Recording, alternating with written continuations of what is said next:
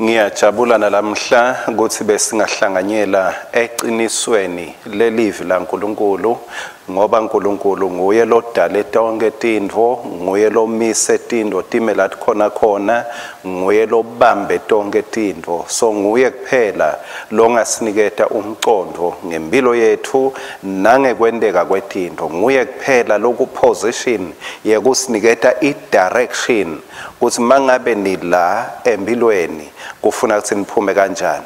Asihlanganyele ke mangabe uyakhona kuhlala ufunze uvule iBhayibheli lakho noma uyabhala indlebe yakho imcoka. Sisahlanganyela encwadzini yetendo imisebenzi yabapostoli sahluko 2 sitawufunza kusuka kuverse 38 kuya kuverse 40 la kufunzeka kanje.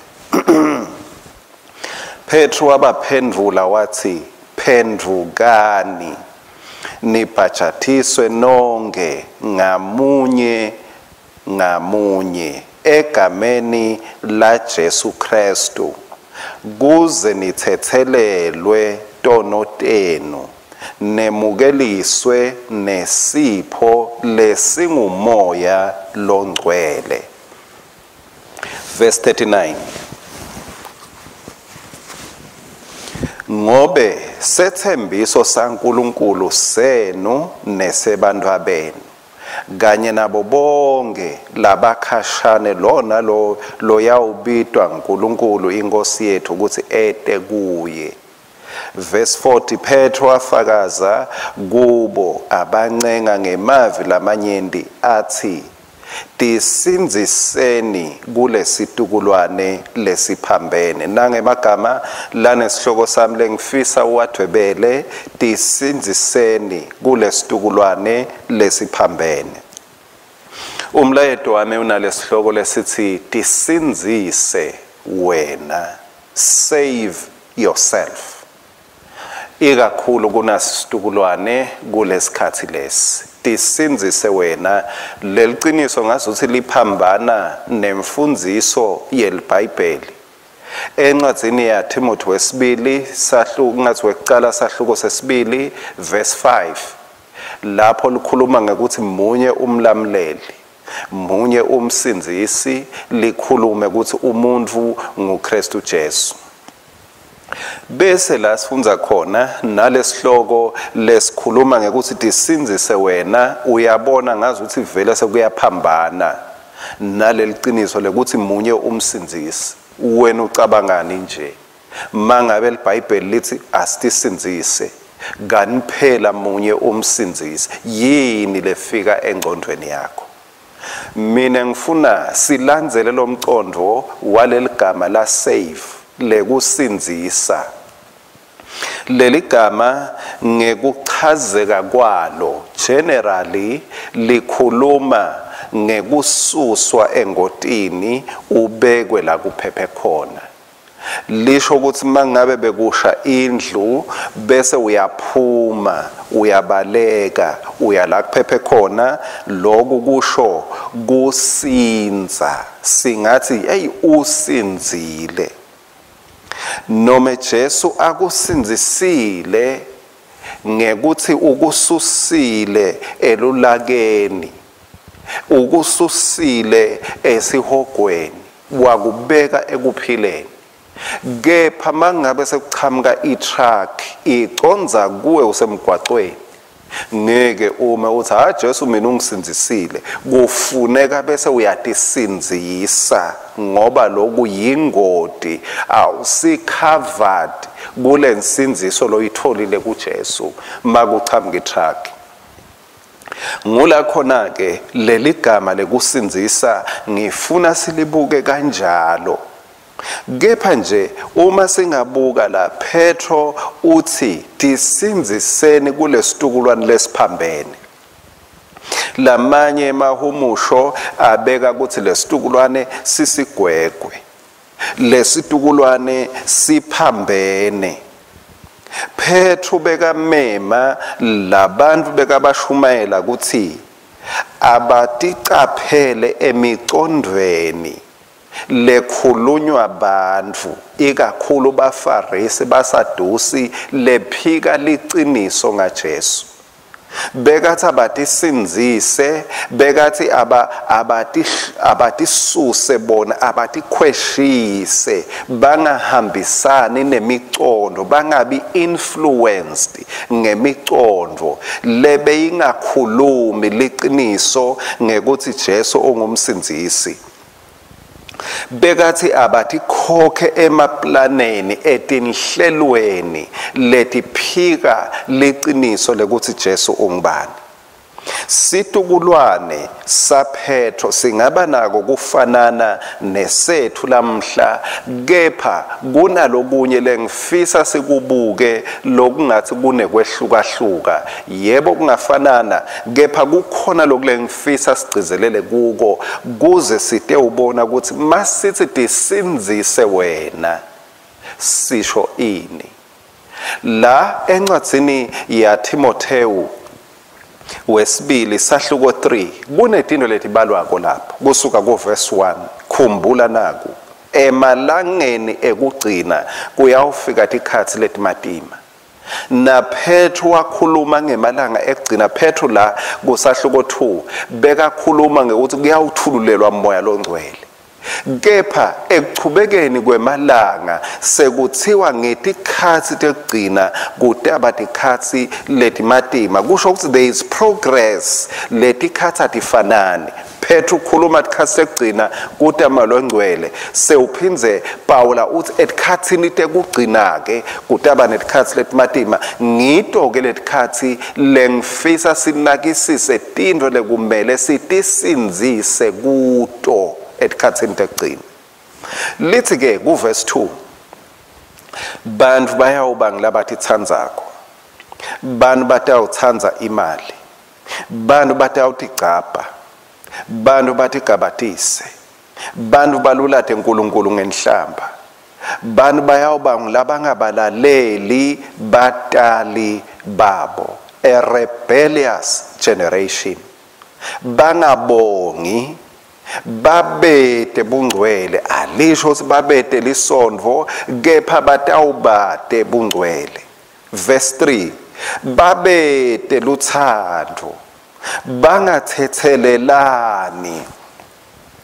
Ngiyethemba ukuthi uyabala nawe tintfo letinye lesingathi uyathi nayi lendvo lengazuthi ifuna kuhamba nami. Lithi ke leli Bhayibheli tisinzise wena kulo moya waletikhathi, umoya wekungathethelelani. Ngiyathi ukuthi etikhathini letinengi uma singahlala siyihlatiye leyo ndzaba leyo, nawe ungaba nesizathu kulokunye ukuthi kepha ngingakwenda kanjani kuthethelela kule simo. Ngiko ke iBhayibheli lethi salutibonela tisinzise wena. Lithi bayawubatinyoka, bangatithibi, babe nebulwane, batonze lokuhle, bathengise ngalabanye bantu, babe nemawala, bakhukhumukiswe kutatisa, bathanze kutijabulisa, kunekuthi babe ngulabathanza uNkulunkulu. Livesi lekugcina laka 5. Bayawuba nesimo sekumesaba uNkulunkulu, kodwa babe bawaphika emandla ako. Labo ke ubakhweshele. Lo verse 5 leli gama lekubakhweshela ngifuna silicabange futhi ngekuthi lisho ukuthi tisinzise, tihlenge, tikhweshise kubo. Laba nalo moya wana kulokukhonjwa ukuthi kutabe kutinto letendeka kwetikhathini tekugcina, lithi tisinzise, tikhweshise kubo, tikhokhe emicabangweni yabo, tikhokhe emaplaneni abo, ngoba bangahle bakufake lo moya wabo kule tinto leti. Uma ngabe besingakuhlatiya ngakunye besingabona ukuthi lokunye kwako kuhambisana nanako. leti khathi tekugcina tinetinto lekumele sitikhweshise kuto letifanana kunemagama lamakhulu esingisi bo abortion, kubulala. Lendzaba lena ngiyati ukuthi ngekuhlolwa ngendlela yabodokotela betemphilo bangayibuka kumbe ikhulunywe ngendlela ehlukene ngekwehlukahlukana, kepha nje ngifuna naliciniso lelula.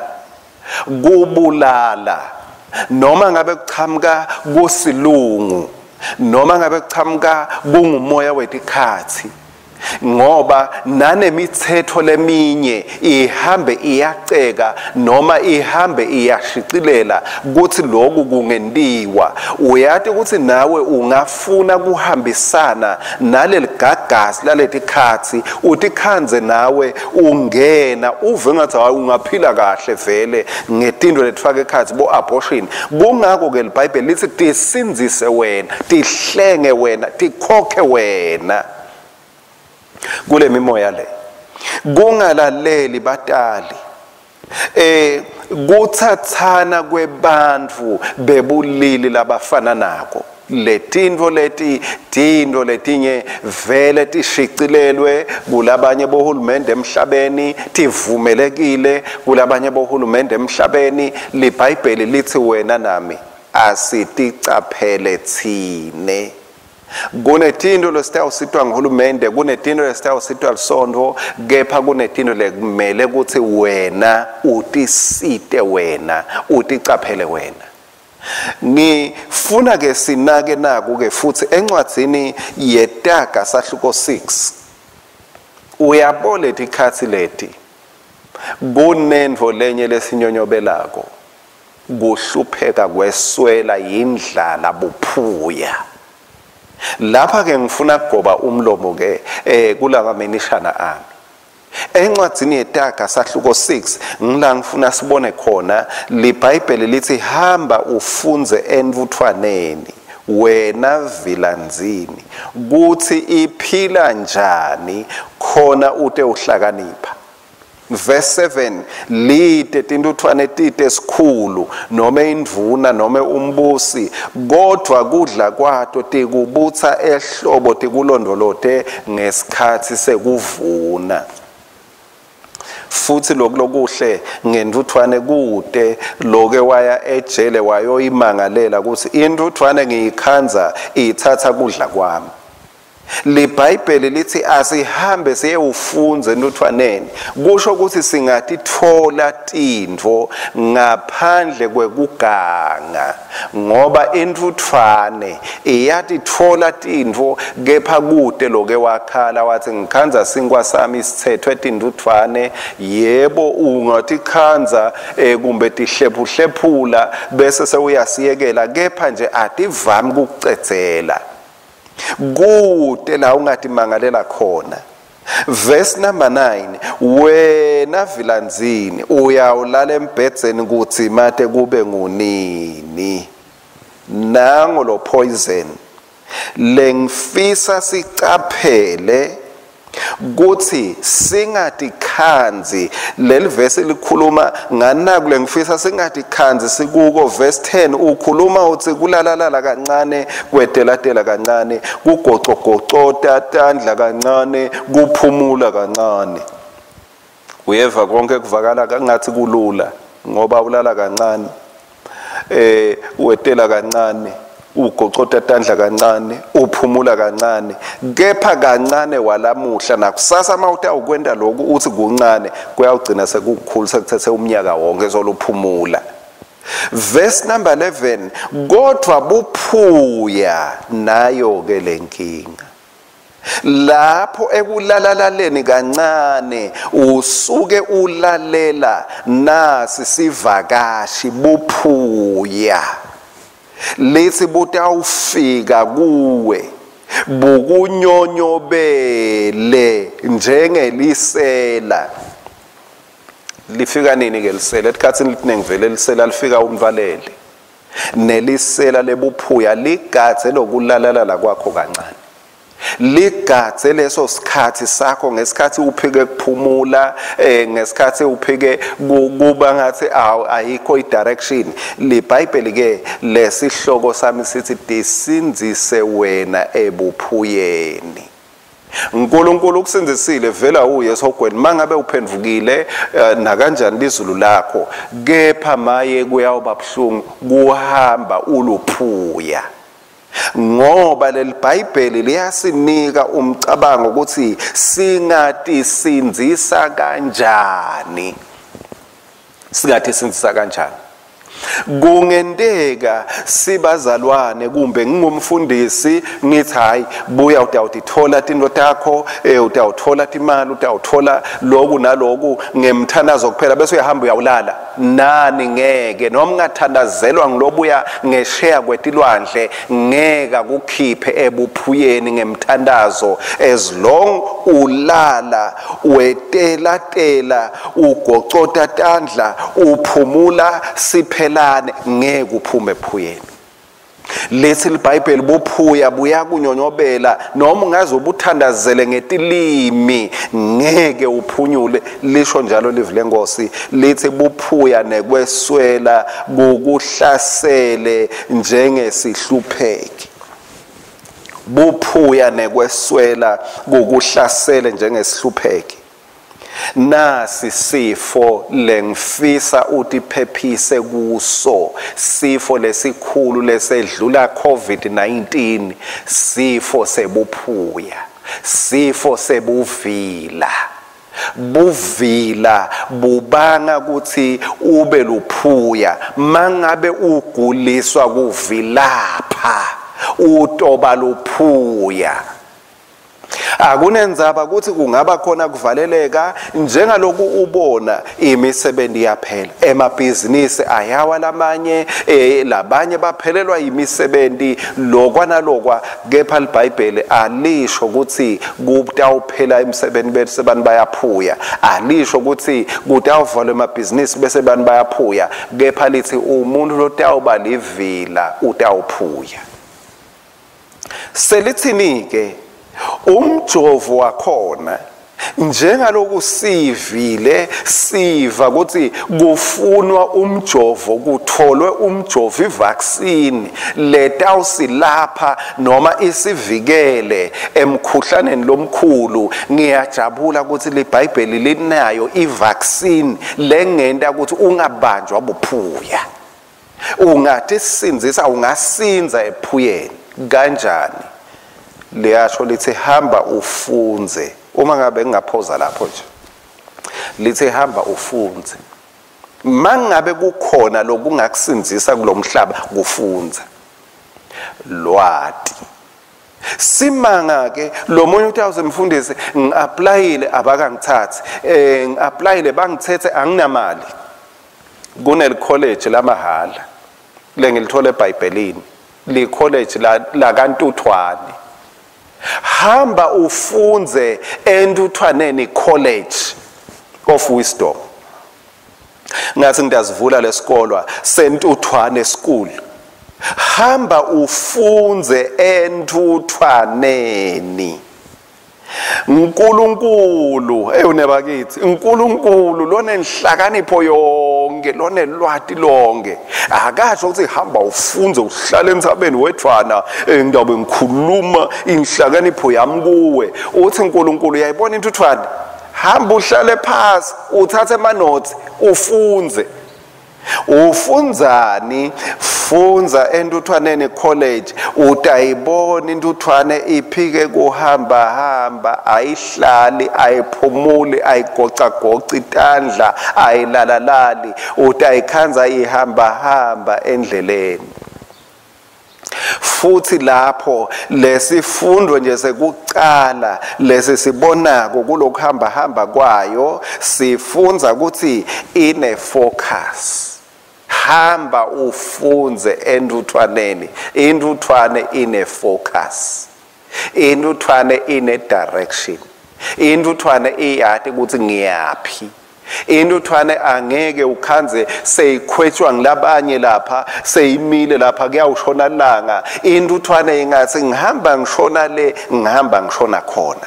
Thola sifundo entuthwaneni mangabe nje awuna direction, mangabe uhambe uhakeke empilweni, hamba uhlale phansi ufunze entuthwaneni. Utawuthola sifundo sekuba focused. Sifundo sesibili lengifisa ube naso entuthwaneni, College of Wisdom. Intuthwane ifuna kudla, iyadla, kepha bese lokunye iyakubeka. Intuthwane sifunza kuseva entuthwane. Sifunza ukuthi asidli konke. Sifunza ukuthi mangabe uthola nangu 10 rand noma 10 emalangeni, bani nemcabango ukuthi ngingathukusa malini kuloko. Cabangela likusasa. Intuthwane silwane lengesikhathi lesivumako iyahamba ithi hayi lokudla lokhu kumele ngicabangele likusasa. Yebo bekungaba mnanzi ngidle ngesuthe lamhla, kepha kusasa ngiyawuhlala mangabe ngiyakucetha lamhla. Hamba ufunze entuthwaneni, utawubona ukuthi konke lonako kukhona la ungancinta khona ubeke. Leni kuze ute ujabula nangesikhathi lesimatima. Kuze ute ujabula. Kumnanzi, liqiniso ukuthi kumnanzi mangabe uyahamba nawe uhamba etitolo lapha letinkulu ukhanza bo ice cream, ukhanza tinyama, kube ngathi ungaphike kubutha nje ngoba uyiva imali yesinza lapha emakhekhini, kube ngathi ungaphike kubutha ubuthe. Intuthwane ithi noma ungaba nako lamhla ubokwathi ithi kunelikusasa lelitako phambili. Funza entuthwaneni, School of Wisdom. Ngekwenta njalo utawutisinzisa ebuphuyeni. Petro ukhuluma liqiniso laNkulunkulu lelime kuto tonke titukulwane. Lithi leliqiniso tisinziseni nine kulesitukulwane lesisigwegwe, kulesitukulwane lesivilaphako, kulesitukulwane lesiphuyako. Uthi Petro tisinziseni wena, nami ngitosho njalo kuwe. uNkulunkulu uyathi ukuthi unawo emandla, unayo ingcondo, ungakhona ukuthi sinzisa. Yebo Jesu ngumsinzisi wethu sonke, kepha lokuconzene nempilo yakho kufuneka wena ube ngumsinzisi wakho. Dikweshise tintweni, dikweshise emcabangweni yebantu labavilaphako, labayivilaphelako impilo yabo. Disuse ku-influence yebantu labangakubangela ufe uluphuya, ukhuluma singisi kepha ube uluphuya. Ngemusa waNkulunkulu sitawuphindze sibuke ukuthi sinzisa wena kulesitukulwane ngusiphi lesigwegwe. uNkulunkulu wemusa akakuphe inhlakanipho, uNkulunkulu wemusa akakuphe kuthula, uNkulunkulu wemusa akakuphe i-direction, kuze kuthi ngalesikhathi lesi eminyakeni lotako ube nawe unenjabulo noma ngabe simo sikanjani, kepha uyile eklasini lentuthwane kwaba khona lokufunzako, wavikeleka ebuphuyeni. uNkulunkulu wemusa abe nawe njalo. Angikuthandazele Babelo Ngcwele, uthite wena lona endlebe akeve lokho lokukhulumako. Asifuni kuba ngumphumela we-lockdown, asifuni kuba ngumphumela wetimo lesiphila kuto, kepha sifuna kuba ngumphumela webantu labahlakaniphile, bafunza baze bakhona kuphila, baphunyula nasetingcakini labe bangakhonona ngato ngalesikhathi, bakhona kudlubulunzela, basebenzisa labanako, bakhona kuphuma, baphunyula kunasi isigebengu, bathatha nevaccine lebavikela ebuphuyeni. Leliqiniso lemfundiso yelivi lakho. ngicela kuthandazelana nawe mangabe bongakaze wenda sinqumo sekudinikela kuJesu maye lithuba lelihle leli. Jesu ngumsindisi wethu, uyasindzisa etonweni, asikhiphe kulahlweni kwaphakade singene kuphileni kwaphakade. Ngalesivumo ungasho kube kusinza kwakho ngosi Jesu ngiyabonga ukuthi wena ungumsindisi wami, usipho lengisemukelako lamhla ukuthi ngisindziswe etonweni tami. Kuthula kwaNkulunkulu kuyakukulondolota njalo, kuyawuba kuhle kuva kuwe kuze sithe ukhona kusitana kule ndlela, ngoba umuntu lohamba yedwana angagijima kakhulu, kepha masihamba sibabili sihamba libanga lelithe kakhulu. uNkulunkulu wemosi akubusise. Amen.